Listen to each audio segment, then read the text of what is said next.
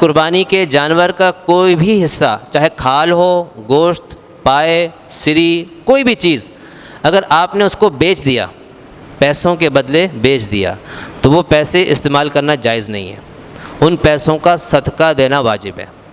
تو ہم جیسے جو لوگ کھال دیتے ہیں نا، اب کھال بیچ دیتے ہیں، پیسے پھر مدرسے میں دیتے ہیں، کھال ویسے دیتے ہیں مدرسے، مثال کے طور پہ، ٹھیک ہے،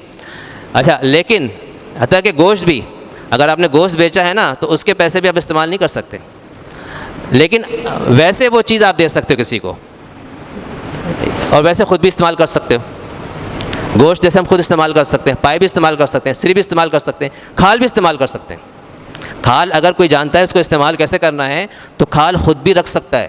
کھال کوئی دینا واجب ضروری نہیں ہے، وہ میں نے کہا ہے کہ اگر بیچا تو اس کے پیسے دینے واجب ہیں، لیکن کھال خود جو ہے وہ استعمال آپ میں لا سکتے ہیں۔ اس کا آپ سمجھتے ہیں کہ میں اس کے جانماز بنا سکتا ہوں، جانماز بنا لیں، جانماز بنا کے آپ استعمال کرتے ہیں، کوئی حرج نہیں ہے۔ اور ایک مسئلہ یہ بھی ہے کہ جو کسائی گوشت لے کر جاتا ہے تو یاد رکھیں کہ کسائی کو ذبح کرنے کے معاوضے کے طور پر گوشت دینا جائز نہیں ہے۔